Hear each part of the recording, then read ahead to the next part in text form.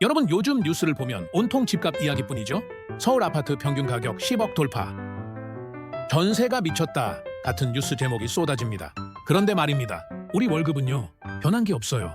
아니 오히려 물가는 오르는데 월급은 그대로니까 실질적으로는 줄어든 느낌이죠.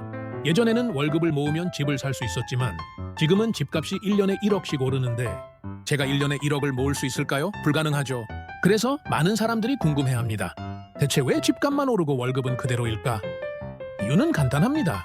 집값이 오르는 이유와 내 월급이 오르는 이유가 다르기 때문이에요. 그럼 집값이 왜 이렇게 오를까요? 경제 원리를 하나씩 풀어볼게요. 뉴스에서 맨날 부동산 거품이라고 하는데 이 거품이 대체 뭔지 감이 안 올 때가 있죠? 혹시 이런 경험 해본 적 있나요? 예를 들어 친구가 새 운동화를 샀어요.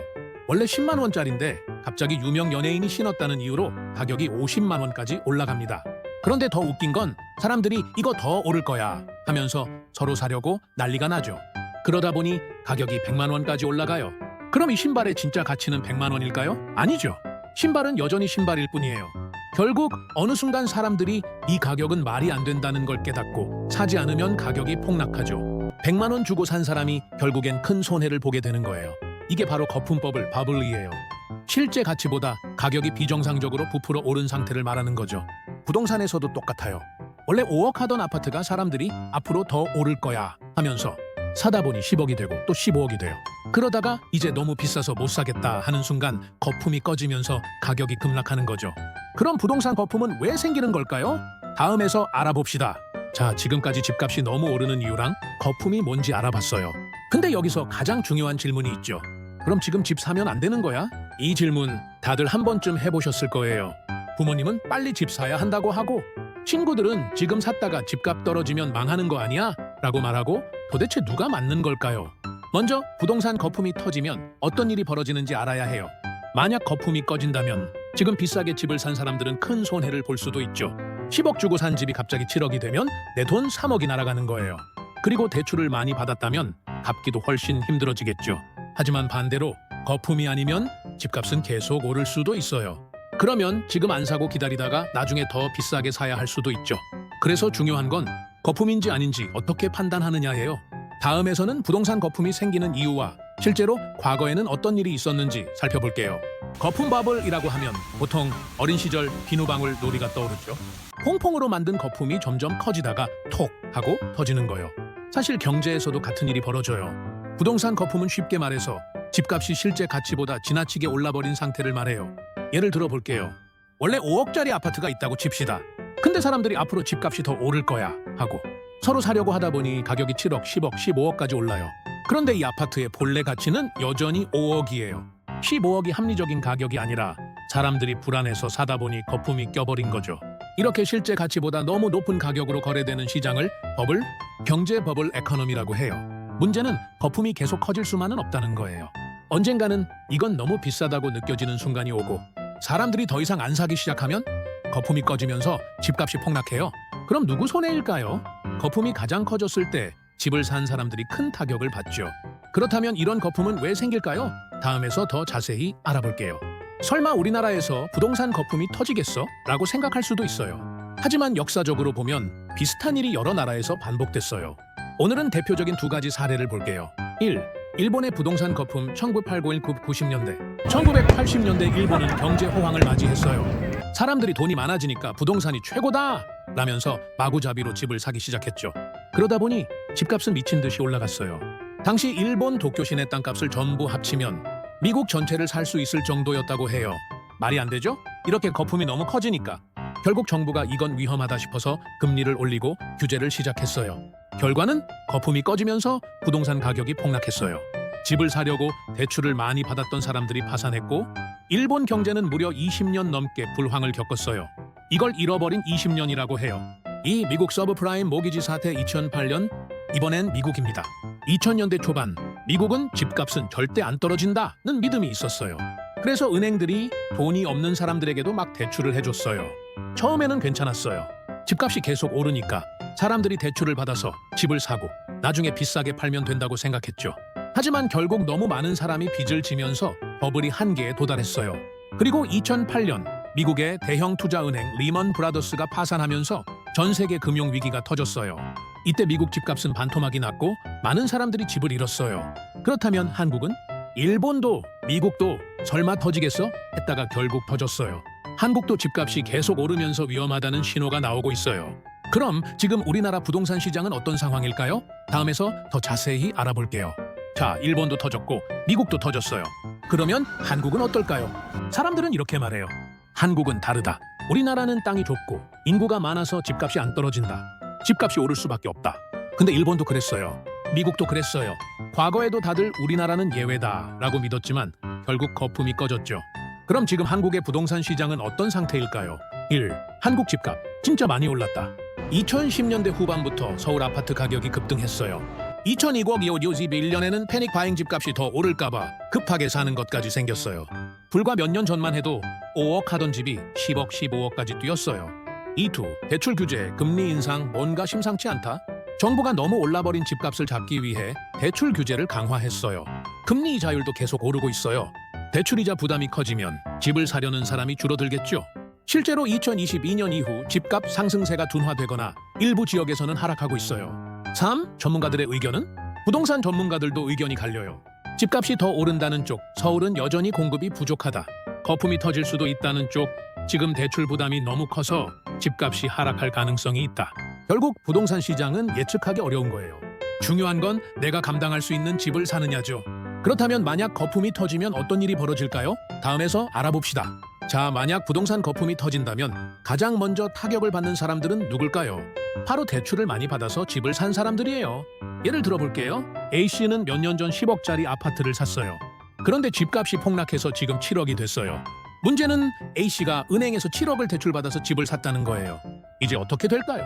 집값이 떨어졌어도 대출금은 그대로예요. A씨는 여전히 7억을 갚아야 해요.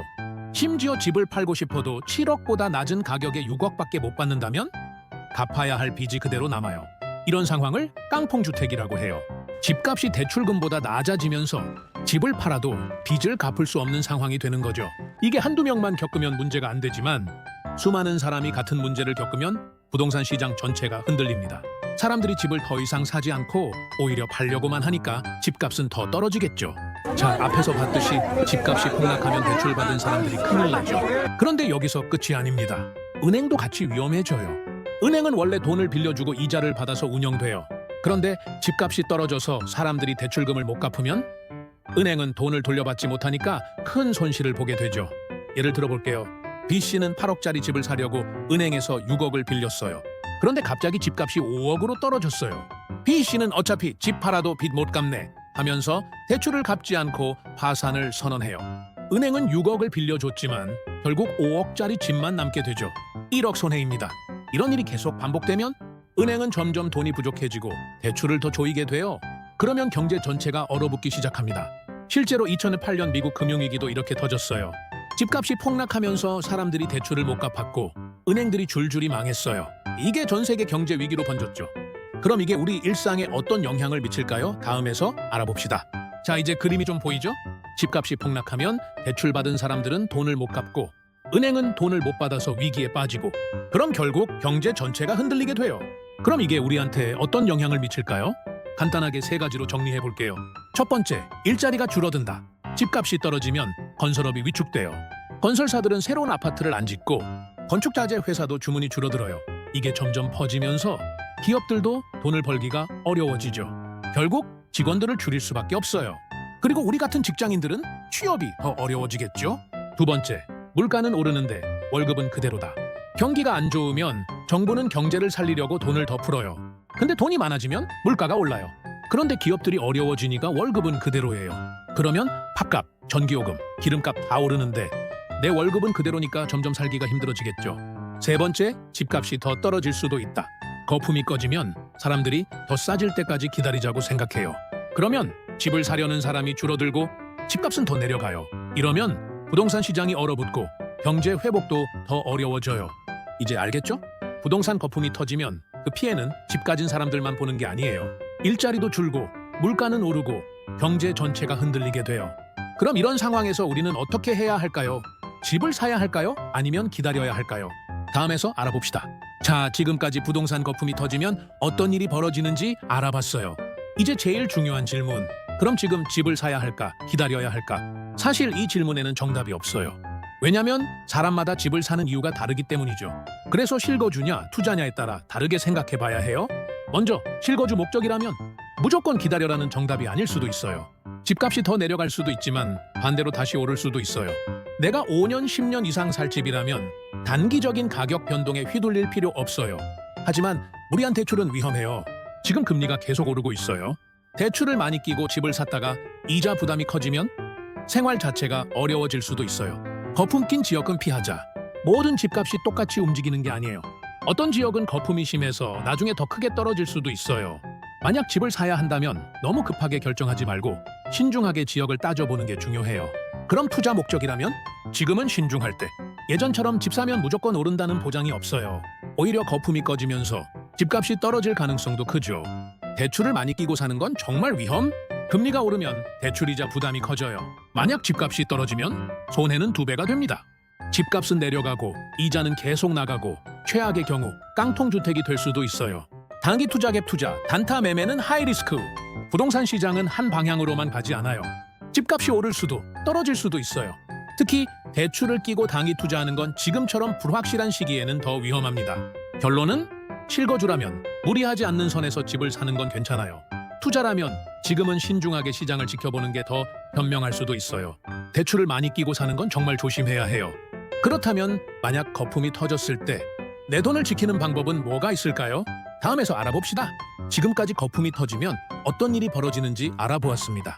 그렇다면 이런 상황에서 소중한 자산을 지키려면 어떻게 해야 할까요? 몇 가지 중요한 원칙을 알려드리겠습니다. 첫 번째, 무리한 대출을 피해야 합니다. 집값이 계속 오를 거라고 생각하면 대출을 많이 받아서라도 집을 사고 싶은 마음이 들 수 있습니다. 하지만 거품이 터지면 집값은 하락하고 대출금은 그대로 남습니다. 결국 빚을 갚지 못해 집을 팔아야 하는 상황이 올 수도 있습니다. 대출을 받을 때는 현재 소득으로 감당할 수 있는 수준인지 신중하게 계산하는 것이 중요합니다. 두 번째, 다양한 투자처를 고려해야 합니다. 부동산만이 자산을 불리는 유일한 방법은 아닙니다. 금, 채권, 해외 주식처럼 부동산 외에도 다양한 투자처가 있습니다.